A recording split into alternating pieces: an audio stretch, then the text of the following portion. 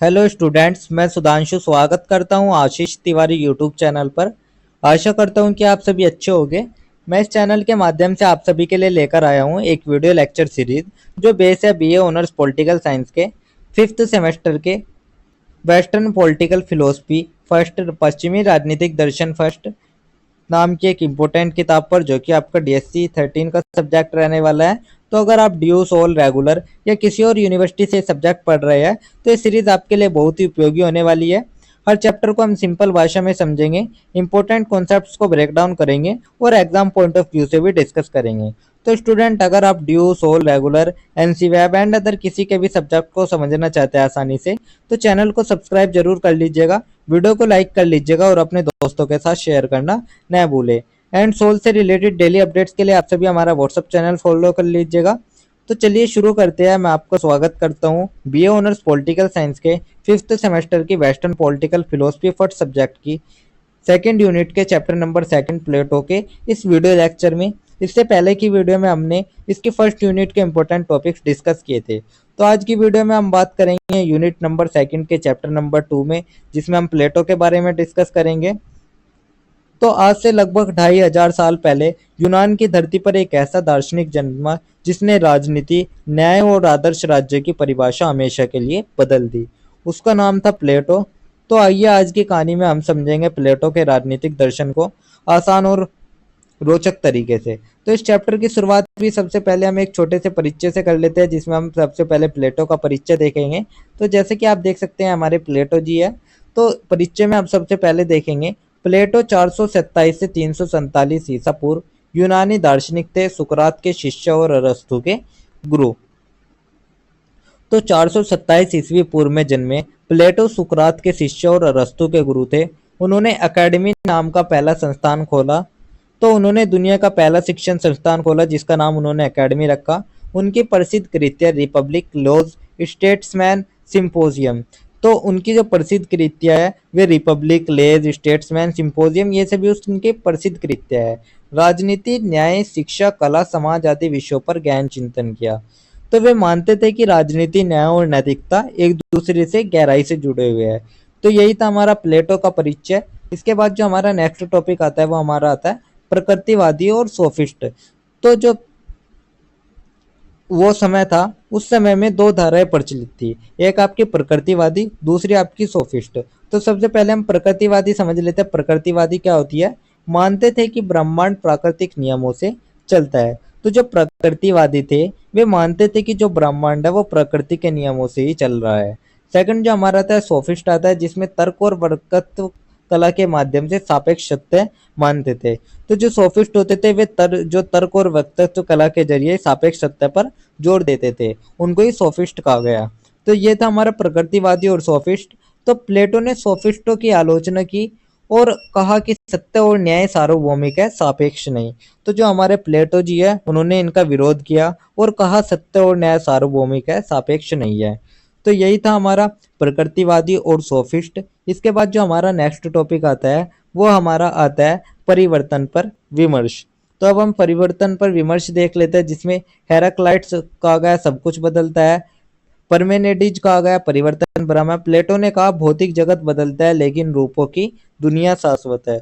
तो जो हेराक्लाइट्स है उसने कहा सब कुछ बदलता है, परमामेनिडिज ने कहा परिवर्तन सिर्फ भ्रम है, लेकिन जो हमारे प्लेटो जी है उन्होंने कहा कि भौतिक जगत बदलता है लेकिन रूपों की दुनिया शाश्वत है। वहीं पे मैं आपको एक प्लेटो जी का एक आपको जो बहुत अच्छा थॉट है वो भी बता देता हूँ। प्लेटो जी ने कहा था खुद पर काबू पा लेना ही मनुष्य की सबसे महत्वपूर्ण जीत होती है। तो ये जो विचार है ये प्लेटो जी ने दिया था। तो प्लेटो जी का ये परिवर्तन पर विमर्श था। इसके बाद जो हमारा नेक्स्ट टॉपिक आता है वो हमारा आता है गणतंत्र का स्वरूप अर्थात रिपब्लिक का स्वरूप। तो प्लेटो की सबसे प्रसिद्ध पुस्तक रिपब्लिक है। इसमें न्याय, शिक्षा, राजनीति और आदर्श राज्य की चर्चा है। रिपब्लिक अर्थात गणराज्य। तो जो रिपब्लिक है वो प्लेटो की सबसे प्रसिद्ध कृति है। इसमें उन्होंने न्याय, शिक्षा, आदर्श राज्य और दार्शनिक राज्य की परिकल्पना दी है। तो यही था हमारा गणतंत्र का स्वरूप। इसके बाद जो हमारा नेक्स्ट टॉपिक आता है वो आता है प्लेटो ने संवाद शैली का उपयोग क्यों किया। उन्होंने डायलॉग संवाद पद्धति अपनाई ताकि विचार जीवंत और तार्किक लगे। संवाद का मुख्य पात्र सुकरात। तो जो प्लेटो जी है उन्होंने संवाद शैली का प्रयोग किया ताकि विचार जीवंत और तर्कपूर्ण लगने लगे, और उनके संवाद का जो मुख्य पात्र था वो सुकरात था। तो यही था प्लेटो ने संवाद शैली का उपयोग क्यों किया। इसके बाद जो हमारा नेक्स्ट टॉपिक आता है वो हमारा आता है रिपब्लिक में पात्र और सेटिंग। तो सब उससे पहले हम पात्र देख लेते हैं, जिसमें सुकरात, ग्लोकोन, एंडीमेंटस, पोलोमार्कस आदि ये सभी पात्र थे। और स्थान में एंथेस के एक घर में मित्रों के बीच चर्चा। तो यही था जो रिपब्लिक थी, उसमें सुकरात, ग्लोकोन, एंडीमेंटेस जैसे पात्र थे जो न्याय और आदर्श राज्य पर चर्चा करते थे। तो यही था रिपब्लिक में पात्र और सेटिंग। इसके बाद जो हमारा नेक्स्ट टॉपिक आता है वो हमारा आता है गुफा का रूपक। तो अब हम गुफा का रूपक देख लेते हैं। गुफा के रूपक में हम देखेंगे मनुष्य गुफा में कैदियों की तरह है जो सिर्फ परछाइयां देखते हैं, असली सत्य गुफा के बाहर है। तो प्लेटो ने मनुष्य को गुफा में कैदी की तरह बताया है जो केवल परछाइयां देखते हैं, असली सत्य गुफा से बाहर है। दार्शनिक वह है जो गुफा से बाहर निकलकर सत्य देखता है और फिर समाज को मार्गदर्शन देता है। तो प्लेटो जी ने कहा कि दार्शनिक वही व्यक्ति होता है जो गुफा से बाहर निकलकर सत्य देख लेता है और फिर उसी सत्य का समाज से मार्गदर्शन करता है। तो यही था गुफा का रूपक का सिद्धांत। इसके बाद जो हमारा नेक्स्ट टॉपिक आता है वो हमारा आता है फॉर्म्स क्या है। तो अब हम फॉर्म्स या आइडियाज को समझ लेते हैं कि फॉर्म्स आइडियाज क्या है। तो फॉर्म्स से तात्पर्य है शाश्वत, आदर्श और पूर्ण सत्य है। भौतिक वस्तुएं इन फॉर्म्स की केवल अपूर्ण प्रतियां है। तो जो फॉर्म्स है वो शाश्वत और आदर्श सत्य है, और भौतिक वस्तुएं इन्हीं फॉर्म्स की अपूर्ण प्रतियां होती है। उदाहरण के लिए आप देख सकते हैं न्याय का रूप हमेशा शाश्वत है, लेकिन अलग अलग समाज में न्याय की व्याख्या अलग अलग हो सकती है। तो यही थे हमारे फॉर्म्स जो कि हमने आपको समझ लिया, जिसे हम आइडियाज भी कहते हैं। इसके बाद जो हमारा नेक्स्ट टॉपिक आता है वो हमारा अच्छाई के रूप और उसका संबंध को लेकर आता है। तो फॉर्म ऑफ द गॉड क्या है और उसका क्या संबंध है उसको देख लेते हैं। तो इसमें जो सबसे उच्चतम रूप है वो है द गॉड, अच्छाई का रूप। तो सभी रूपों में जो श्रेष्ठ है वो है अच्छाई का रूप। बाकी सभी रूप इसी से शक्ति और अस्तित्व पाते हैं। जैसे सूर्य प्रकाश देता है वैसे ही अच्छाई ज्ञान और अस्तित्व को संभव बनाती है। तो यही था हमारा अच्छाई का रूप। इसके बाद जो हमारा नेक्स्ट टॉपिक आता है इसमें ही वो हमारा आता है अच्छाई का रूप अन्य रूपों से श्रेष्ठ क्यों है, सूर्य जैसा कैसे है। तो अच्छाई का रूप इतना श्रेष्ठ क्यों है उसको इस बारे में बताया गया है। तो जैसे सूर्य प्रकाश देकर देखने और जीवन को संभव बनाता है, वैसे ही जो अच्छाई का रूप है वो ज्ञान और अस्तित्व को संभव बनाता है। तो इसी कारण जो अच्छाई का रूप है वो अन्य रूपों से श्रेष्ठ है और सूर्य जैसा है। इसके बाद जो हमारा नेक्स्ट टॉपिक आता है वो हमारा आता है दार्शनिक राजा। तो अब हम देख लेते हैं प्लेटो ने दार्शनिक राजा के बारे में क्या कहा है। तो प्लेटो के अनुसार शासक दार्शनिकों को करना चाहिए, कारण वे सत्य, न्याय और अच्छाई का ज्ञान रखते हैं। अगर अज्ञानी लोग शासन करेंगे तो राज्य अराजक होगा।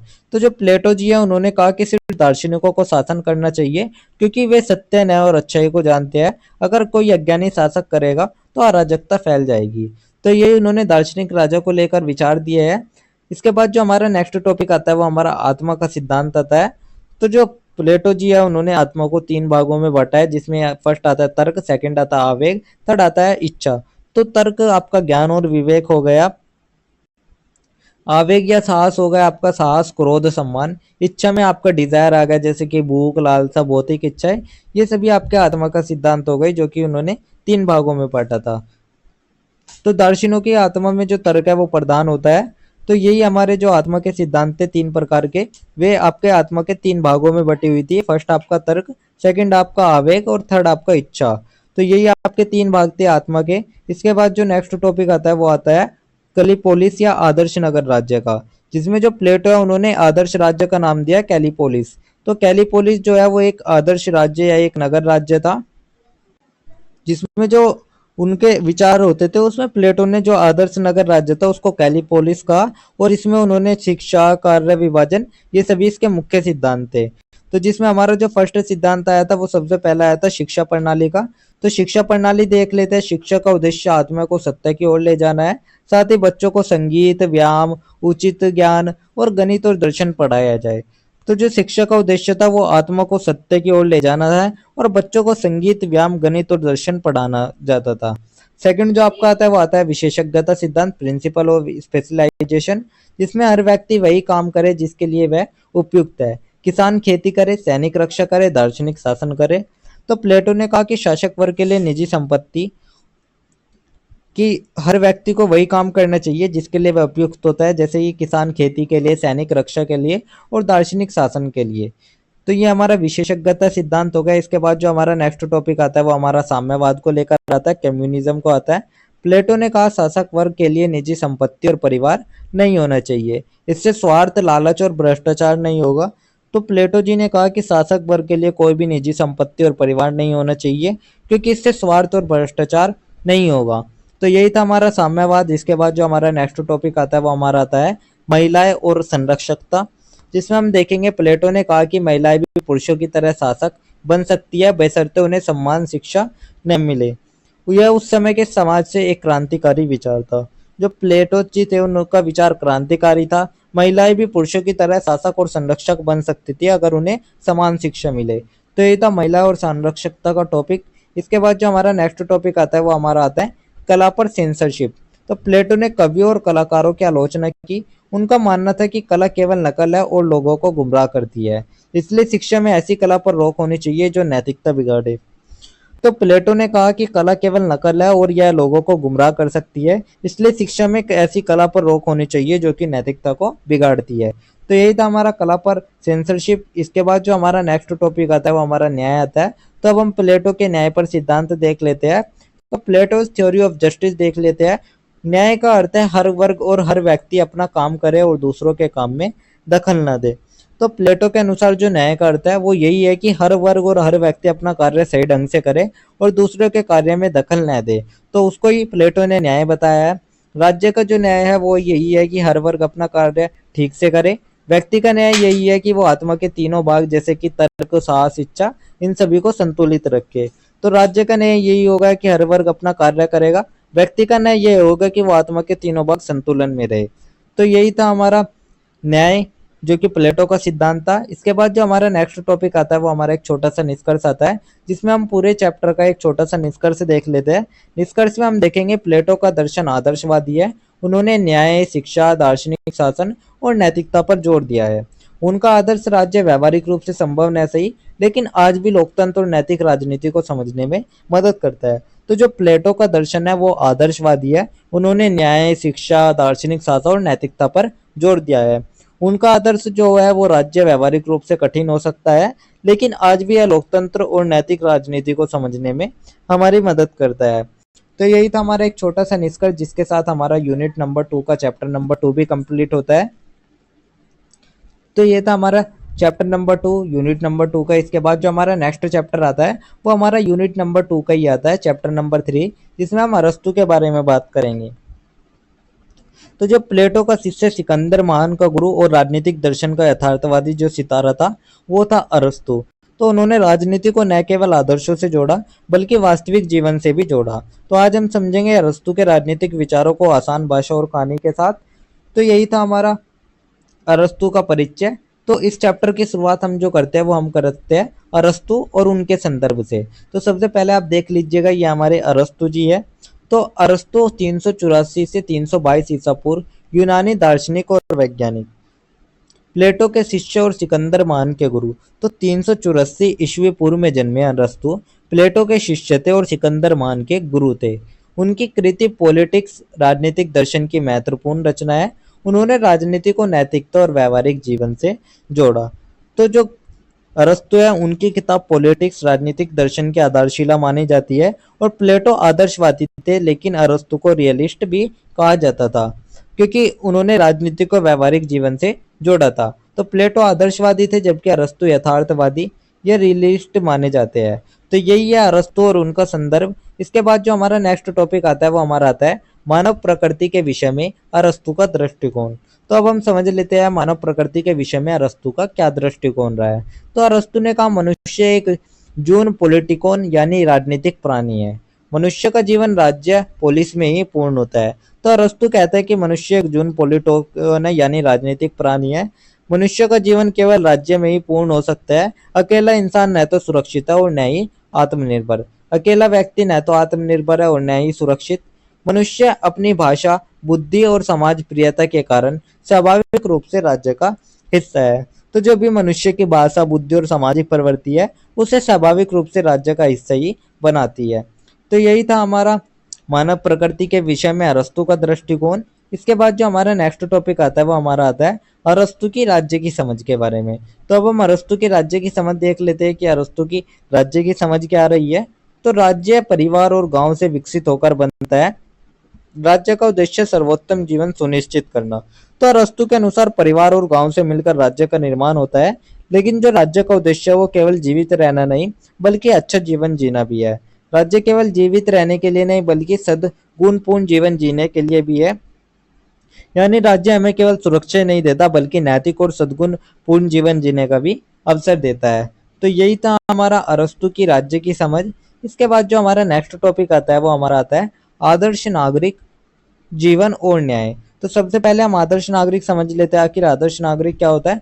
तो आदर्श जीवन होता है सद्गुणों से भरा सार्वजनिक जीवन, उसको ही हमने आदर्श जीवन कहा है। नागरिकों को राजनीति में सक्रिय भाग लेना चाहिए।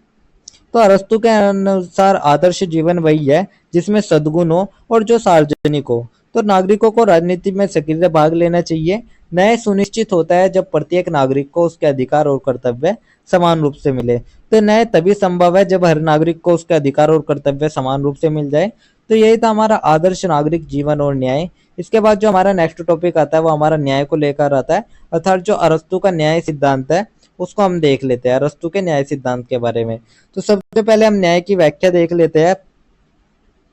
तो अरस्तु ने न्याय को दो भागों में बांटा है। जो हमारे अरस्तु जी है उन्होंने न्याय को दो भागों में बांटा। पहला हमारा वितरणात्मक न्याय, दूसरा हमारा सुधारात्मक न्याय।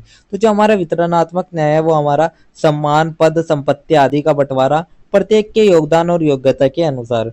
तो जो वितरणात्मक न्याय है वो कहता है कि पद, सम्मान और संपत्ति का बंटवारा योग्यता और योगदान के अनुसार होना चाहिए। उदाहरण के लिए सैनिक को उसके साहस और योगदान के अनुसार सम्मान मिलना चाहिए।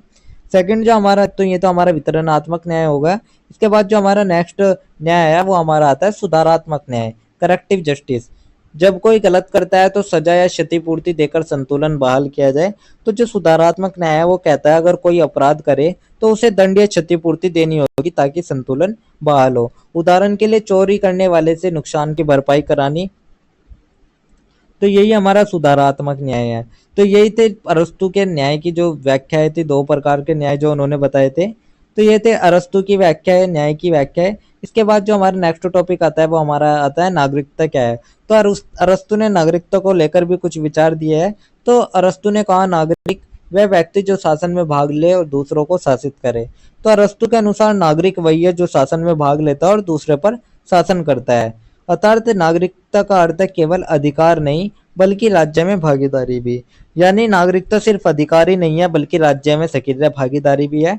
तो यही था नागरिकता क्या है अरस्तु के अनुसार। इसके बाद अरस्तु ने नागरिकता के कुछ सीमाएं भी बताई है, जिसमें उन्होंने कहा अरस्तु ने नागरिकता केवल मुक्त वयस्क पुरुषों तक सीमित रखी।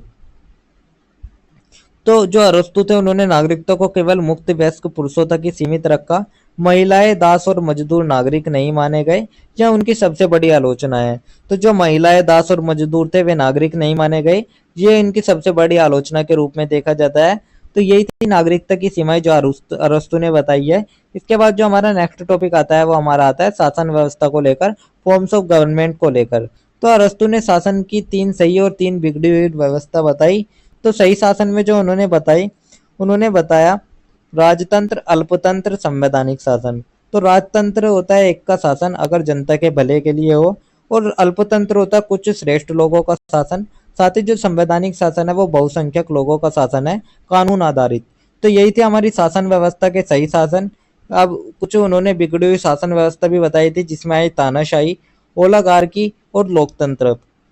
तो तानाशाही अर्थात राजा अपने स्वार्थ के लिए शासन करे, ओलिगार्की अर्थात कुछ अमीर लोगों का शासन, लोकतंत्र डेमोक्रेसी अर्थात गरीब जनता का शासन लेकिन बिना न्याय और नियम के। तो ये उनकी कुछ बिगड़ी हुई शासन व्यवस्था उन्होंने बताई।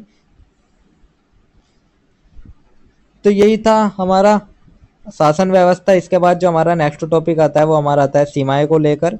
तो अरस्तु ने सबसे अच्छा शासन भी बताया। अरस्तु का मानना था कि मिश्रित शासन सबसे अच्छा है, जिसमें राजतंत्र, अल्पतंत्र और लोकतंत्र का संतुलन हो। तो अरस्तु ने सबसे अच्छा शासन बताया मिश्रित शासन को, जिसमें राजतंत्र, अल्पतंत्र और लोकतंत्र इन तीनों का संतुलन हो। तो यही इसकी सीमाएं थी। इसके बाद जो नेक्स्ट टॉपिक आता है वो सद्गुण को लेकर आता है। तो अरस्तु की नैतिकता सद्गुण का मार्ग। सद्गुण का अर्थ है अति और कमी के बीच मध्यम मार्ग। तो अरस्तु के अनुसार सबसे अच्छा जो शासन है वो मिश्रित उन्होंने बताया। साथ ही अरस्तु की नैतिकता सद्गुण का मार्ग है, और सद्गुण का अर्थ है अति और कमी के बीच संतुलन।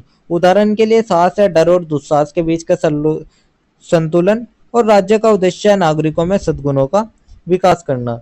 तो उदाहरण के लिए आप देख सकते हैं कि जो साहस है वो डर और दुस्साहस के बीच का संतुलन होता है, और राज्य का मुख्य उद्देश्य होना चाहिए नागरिकों में सद्गुणों का विकास करना। तो यही था हमारा सद्गुण। इसके बाद जो हमारा नेक्स्ट टॉपिक आता है वो हमारा एक छोटा सा निष्कर्ष आता है। तो निष्कर्ष में हम सबसे पहले लिखेंगे, अरस्तु ने राजनीति को व्यवहारिक जीवन से जोड़ा। उन्होंने कहा राज्य का लक्ष्य सिर्फ जीवित रहना नहीं बल्कि अच्छा जीवन जीना है। तो अरस्तु ने राजनीति को व्यवहारिक जीवन से जोड़ दिया, तथा उनके अनुसार राज्य का लक्ष्य केवल जीना जीना ही नहीं बल्कि एक अच्छा जीवन जीना भी है। न्याय और सद्गुण उनके दर्शन के मूल केंद्र है। नागरिकता और शासन की उनकी व्याख्या आज भी लोकतंत्र और नैतिक राजनीति को समझने में मार्गदर्शन है। तो उनके विचारों के मूल केंद्र है न्याय और सद्गुण। हालांकि उनकी नागरिकता को सीमित किया, लेकिन उनकी जो सोच है वो आज भी लोकतंत्र और नैतिक राजनीति को समझने में मार्गदर्शक है। तो यही था हमारा एक छोटा सा निष्कर्ष, जिसके साथ हमारा यूनिट नंबर 2 का चैप्टर नंबर 3 कंप्लीट होता है।